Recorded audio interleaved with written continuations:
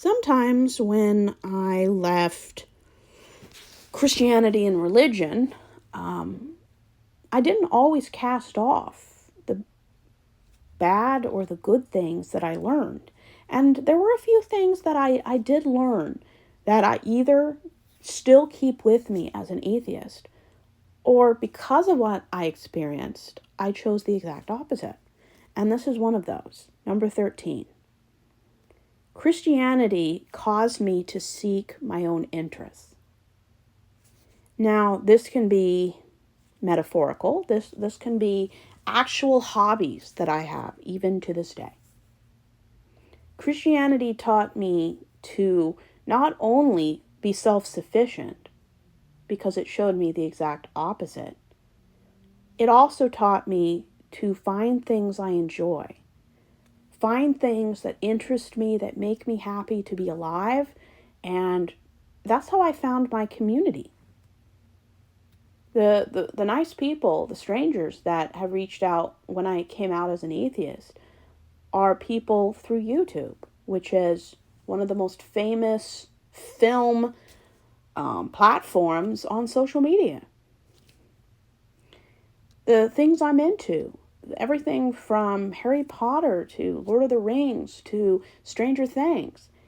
I found communities where I go where we connect because of interests in ways my family has never and will never be able to do because of either their trauma or their inability to grow away from their trauma. And yeah, Christianity made me search for things that I enjoyed in order to cope with the lack of emotional connection within my own environment.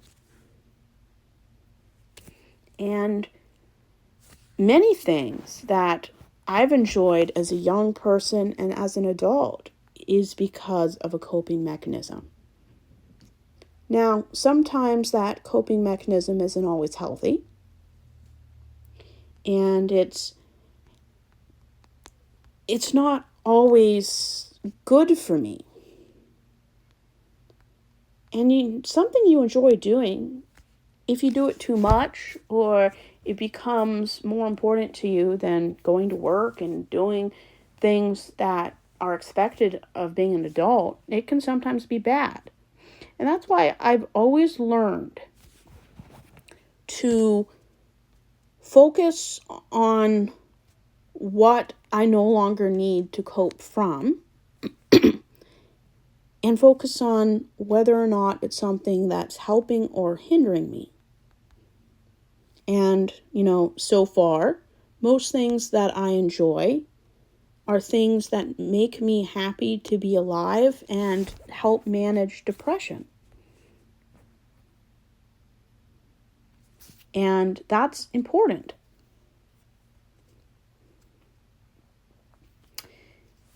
I mean, when I'm not working and doing this and that, I do enjoy watching things like Tom and Jerry. And I think I've seen all of the animated shorts. There are a lot of them. There's a lot of feature films. I would say my favorite Tom and Jerry was the Willy Wonka version. I think it was released, I don't know. I think it was released sometime in the 2000s. I'm not sure. But it always made me laugh, especially in a home where there was just so much emotional neglect. And anyone who hasn't seen Tom and Jerry, it's basically a mouse and a cat that chase each other. Kind of like the Road Runner and the Coyote. And it's just fun. When I was in my early 20s, I kind of got into Doctor Who.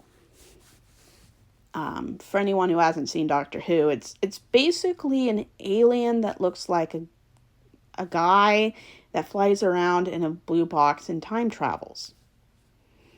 And he usually takes along a female companion.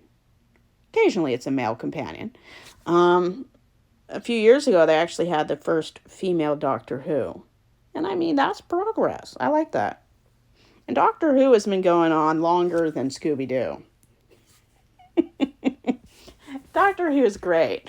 I haven't gotten much back into it, but it was something that was very interesting. When I was 21, one of my favorite movies to watch was the original Willy Wonka with Gene Wilder. If you haven't seen it, I would definitely recommend it. It's a very feel-good movie. I think I saw it a year before Gene Wilder died, and it was a lot of fun. And I recently saw it again, and it was a flop when it came out in theaters, but since then it's kind of become an iconic movie. It's one of my favorites. When I was just on the peak of becoming an adult, there was another movie I liked to watch. If you've never seen The Sorcerer's Apprentice, I think Nicolas Cage was in it. It was basically a modern retelling of Fantasia. I liked that one when I was around 17, 18. It was a lot of fun. I'd never been able to see magic or wizardry as a kid. So watching something that was kind of different from my past was very interesting. When I was a young adult, I definitely got into Lord of the Rings. I remember when I was a kid, let's see, it came out in 2001. So I would have been about 7, 8, and 9 when the original trilogy dropped, and I had never seen it as a kid. So when I was, I think I was about 19 or 20 when I saw it for the first time, which is kind of sad, I guess. But I'd never seen it as a kid, and Lord of the Rings, I mean, I've seen the animated shorts of the 70s. I think that was a feature film. I've seen the modern ones. They're very good, very interesting. I mean, without the success of Lord of the Rings, we would not have had Game of Thrones, Narnia, all those other ones. So it was very interesting. Right before I left home, I saw, what was that movie? Stephen King's The Shawshank Redemption. That was a good one. I really enjoyed that movie. I think it's one of the 3 movies tied for the first slot of the best movies ever made. And if you've never seen it, it's about a banker that's accused and convicted of his wife and lover's murder. And he goes to prison and he meets a very knowledgeable African-American gentleman, Morgan Freeman. I think that's the movie where his narration became pretty famous. And over the course of the movie, they spark a friendship for decades. And many people from the prison come and go. And at the very end, they kind of learn how to live outside of prison after being in prison anywhere from 20 to 40 years. So it's a very interesting movie. It's one of the few Stephen King movies that doesn't have supernatural or, someone evil in it, even though the prison, the guy in charge of the prison is what I consider kind of evil. If you've never seen the television show MacGyver, the original 80s TV show, I kind of recommend. When I was younger to adulthood, I kind of watched that. It was kind of interesting. I think they made a remake I think it was like in the 2010s for a few seasons. It's basically a very low-key secret agent that infiltrates bad people's, what do they call it? Basically, it's just like Mission Impossible, but different. And I guess MacGyver's famous for making bombs out of paper clips, or explosives out of paper clips. It's one of the most famous 80s shows, but I'd recommend that one. When I was a teenager, I really enjoyed watching animated movies. And one of my favorites, and yes, I know it's not critically well received, but I always like watching the live action, Alvin and the Chipmunks. I think there's 5 of those movies. Those were a lot of fun. I may have had an extended childhood, but I wasn't allowed to see 99% of secular movies. Even religious movies, I almost never saw. I never went to the theater, so I had to find clever ways of being secular without my parents knowing about it. And another one of my favorite movies that I saw was the Saw movies. If you haven't seen it, I mean, it's not for everyone. There's some extreme violence in there. It's basically and I don't want to spoil any of these, but people wake up not knowing where they are, and they have to decide whether or not living is worth it. And the course of at least 10 movies is people finding out why they're there and who put them there. And it's very interesting for those who like a little bit of the torture porn, or what we call the banned movies. It's kind of fun. I think there's 10 of them. I don't know how they stretched it all the way to 10, but somehow they did. Another movie I liked seeing when I was about 14, 15 was Twilight. And yes, I will admit Twilight is not the best movie series out there. There's a lot of, racist connotations in there. But, I mean, it's iconic. It's fun. I mean, doesn't everyone go through the phase in their life where they like watching supernatural or dystopian stuff? Twilight was great. I think last week someone I knew went and saw Twilight for their 15th anniversary. And I've seen them in theaters. They're a lot of fun. I wouldn't live my life like the people in Twilight.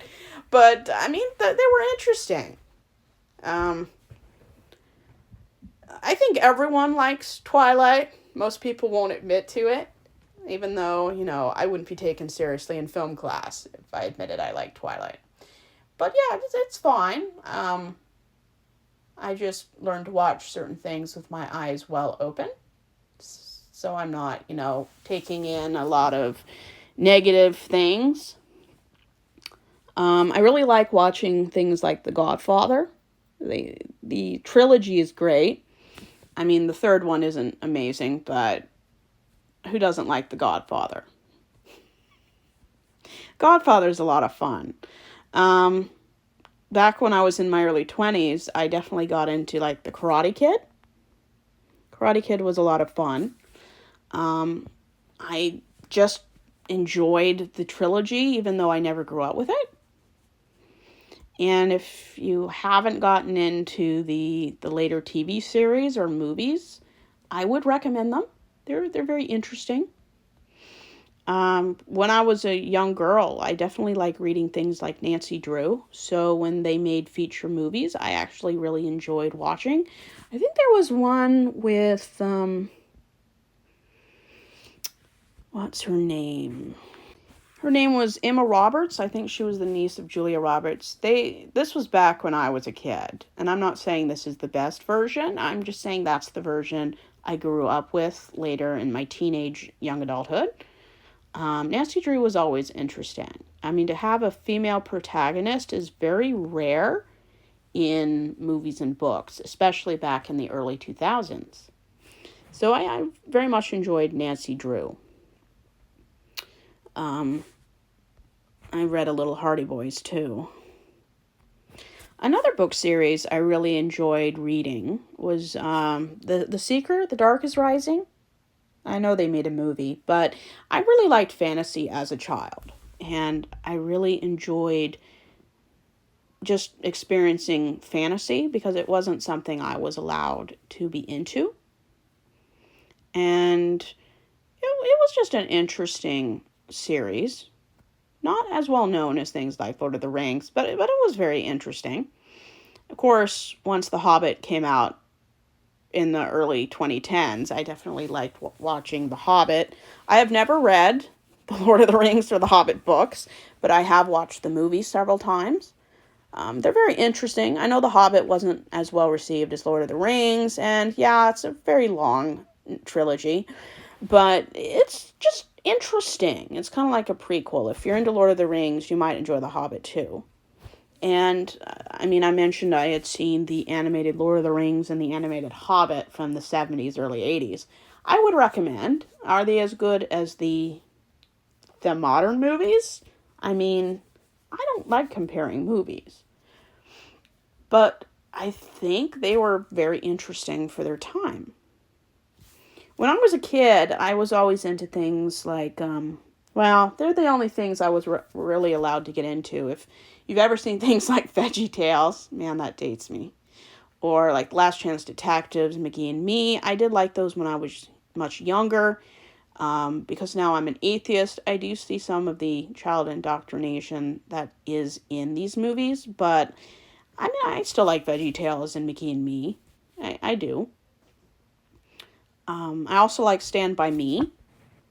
Stand By Me is one of those famous coming-of-age movies. I think only movies like The Breakfast Club come close to being the best of the genre.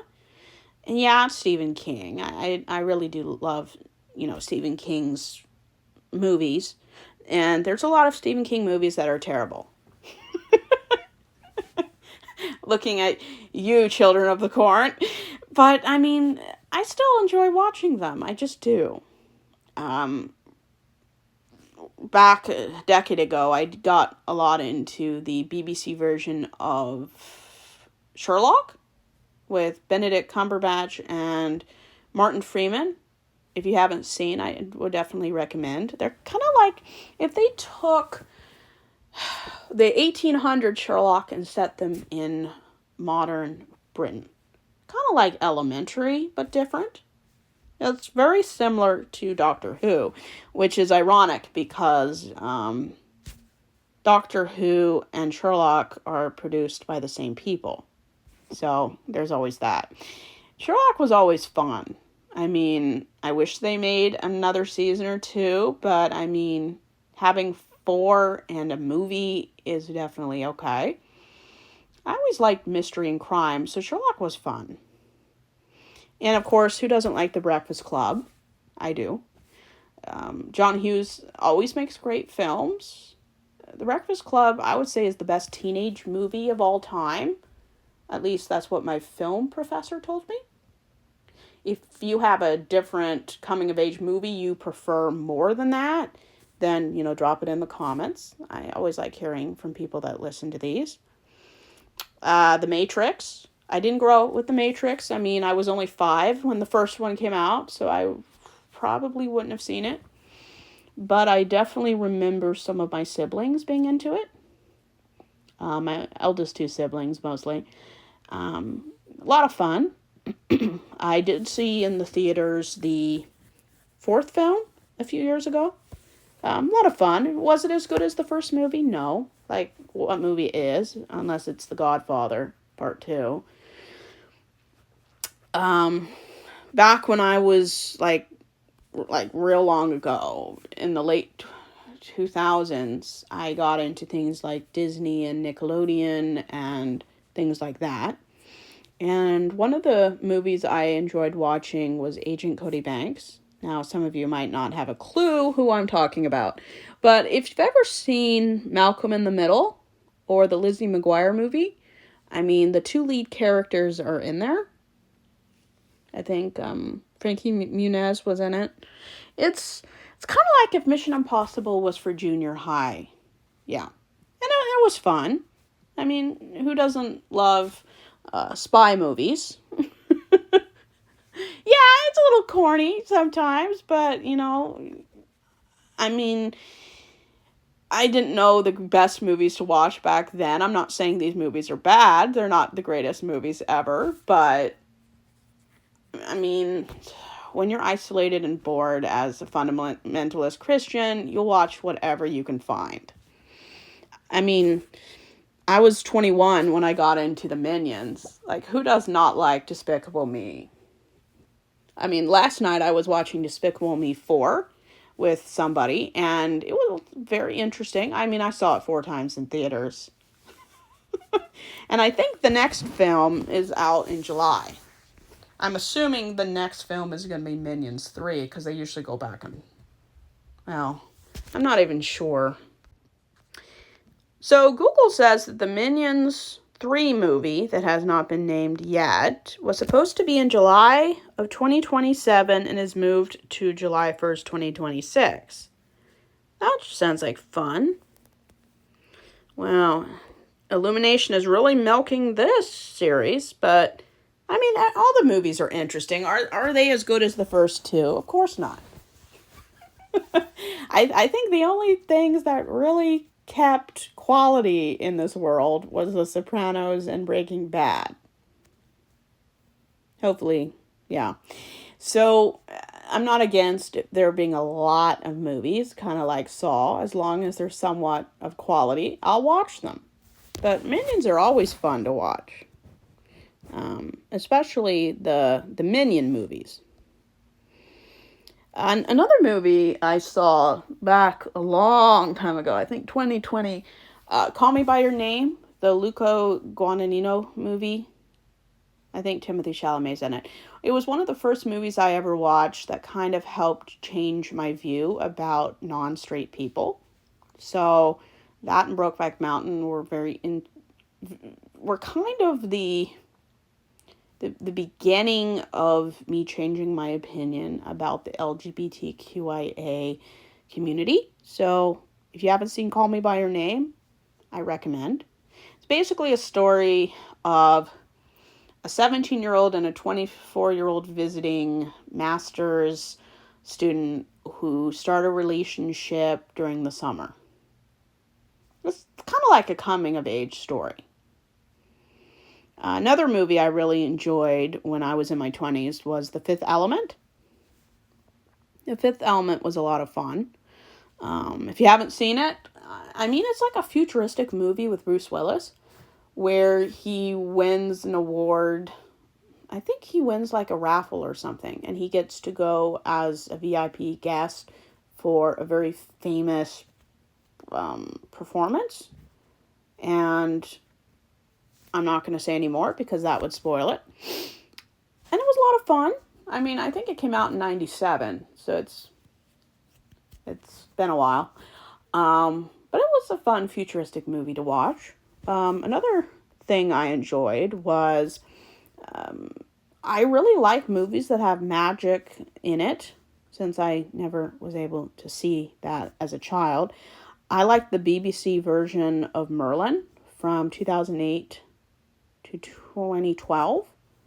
Basically, it's kind of like if all the characters from Sword in the Stone were a lot younger, like high school, college age, and they all, over a few years, meet, live together, and kind of at the end of the series, you get an inkling of what the myths are going to progress towards. It's kind of fun, I guess. If you're into that. It's kind of similar to Doctor Who, but set in Camelot. Another thing I got into is Fantastical Beasts, the prequel series to Harry Potter. I mean, if you haven't seen it, I mean, it's worth it. Is it as good as Harry Potter? Nothing is as good as Harry Potter.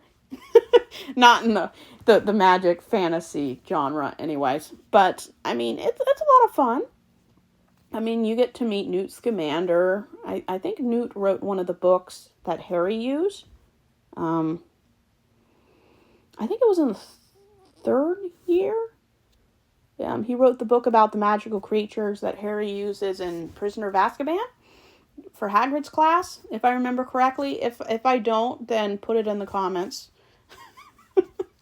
I think he also wrote a book that Harry used in the 1st or 2nd year too. I can't remember. But it's interesting. I mean, you get to meet a younger Dumbledore in it, and it kind of goes into their history. I think there's 3 movies, if I remember correctly. I think there's 3. Wish there had been more, but I mean, having 3 in a series is nothing to sneeze at. I really got into the sequel series of Cobra Kai. If you've seen Karate Kid, imagine everyone grown up in their 40s, early 50s. And it's kind of like a show of how they teach karate to their kids and their peers. I think they finished, I don't even know how many series. Was there 6 seasons? I think there was 6. If I'm wrong, that's okay. I still need to watch that finale. And, I mean, it was a lot of fun to watch. Very nostalgic. They had guest stars from the movies come in various seasons. Back when I was rewatching a lot of the LGBTQIA movies, I saw things like Brokeback Mountain. Another one I really enjoyed, Summer of '85. I think it's a French movie. If you're not into the trope bury your gays, you might not want to see the Summer of '85, but it's interesting. I mean, it's kind of ends similar to Brokeback Mountain, so it's not a happy ending. Of course, Call Me By Your Name isn't really a happy ending either, but it was an interesting movie. I got into kind of Stranger Things during the premiere of season 2. I know season 5 is going to premiere later this month. So if you don't know about that, that's a heads up. The 5th and final season. Stranger Things is basically, it takes place in Indiana in the 80s, where some adolescents meet some monsters from an alternate dimension. And over the course of the series, they fight together and grow up. If you're into that kind of thing, I definitely recommend it. When I was more of a younger adult, I really liked watching things like Jaws. Jaws was a lot of fun. I would say it's the best shark movie. I think it was the only great shark movie. I'm not going to say there weren't any good shark movies, but that was definitely the greatest. If you haven't seen it, it's basically a rogue shark that terrorizes a community on the East Coast in the mid-70s. And there's many movies. But it's basically how they catch the shark and how they take down the shark. And it's a very interesting movie. It's kind of the reason why all the best movies come out in summer instead of at Christmas. Jaws was, I would say it's one of the best movies since the 70s. I'd recommend that one too. I heard that Scott Pilgrim has an animated series now. I need to check that out. But if you've never seen the original Scott Pilgrim, I would recommend. It's kind of like a very young 20-something who has a lot of very interesting friends. They're part of some music group. And the show kind of shows a guy trying to overcome the odds to date a girl with a lot of exes. I think it's based on a comic book, but don't quote me. I don't know a lot about how it came to be. I just know the movie. When I was a lot younger, I definitely like reading the Chronicles of Narnia and watching the films. I don't like reading books, so for me to read a book is rare. I've never been diagnosed with OCD, but, well, no, not OCD, ADHD, but I probably have it. I can only read 5 pages before I get bored or need to move on to something else. So, it's a miracle me watching 3 hours, the extended version of, The Return of the King. I almost died watching that movie. It was so long. I just prefer the extended version, but Narnia was great. If you haven't seen it, it's basically the evolution of a group of humans that enter a magical world and how that world progresses. I think there's 7 books. Which is interesting because the author of Narnia and Lord of the Rings were in the same literary club when they were alive. So a lot of these authors knew each other. And I would say the Chronicles of Narnia are my favorite books. But I do like Harry Potter, things like that. And I think Narnia was one of the first things that I ever enjoyed watching. But I definitely read it before I watched it. Another film I like is the Hostel series. Now, I am aware that Hostel and Saw are not for everybody. They're very violent movies. I think Quentin Tarantino was a producer of Hostel. It's basically and the first movie is basically a group of 3 guys are traveling in Europe.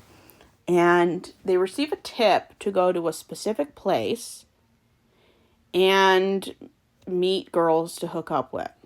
And through the film, they all start vanishing. The second movie is kind of not a prequel, but it kind of goes from the other end. Instead of the second film focusing on the friends that vanish, they focus on the people that make people vanish, like the tourists. So it's a little bit different. There's a third one. I need to see that. It's very violent, very interesting. But if you're in that kind of thing and you like horror movies or band movies, I'd recommend it. Another series I liked to read and watch was the original Percy Jackson and the Olympians. I mean, I've heard some good things about the modern, recent Disney Plus series. I think they're in season 2 now. So I haven't seen the Disney Plus series, but my roommate says it's pretty good. I just like the original books and movies. Yes, I know the original movies are very different to the books. That's why some people hate them. But, I mean, being a very young teenager in a Christian home, I wanted to read and watch anything that didn't remind me of the isolating life I had. And Percy Jackson was a lot of fun. And I just enjoyed watching. And recently, I listened to the audiobook of The Lightning Thief. And it was very interesting. Very different from the movies. I'd recommend. Another thing I liked when I was a very young teenager was Harry Potter. Of course, being in a fundamentalist Christian family. Yeah, it's one of those things where my mother would roll over in her grave, but she's still alive. And I still don't understand why Christians hate Harry Potter. I know it's because of the magic, but come on.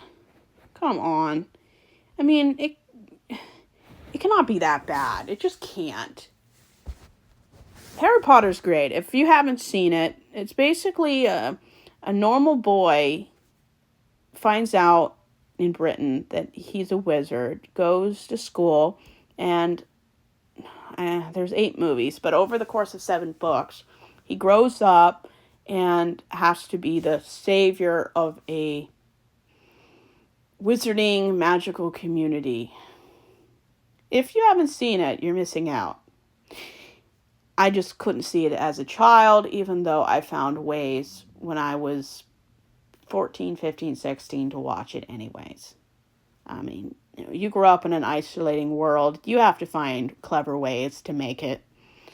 Another thing I enjoyed was the original 1990 It series. So if you haven't seen it, I'd recommend it. It's a very long miniseries. It's over 3 hours.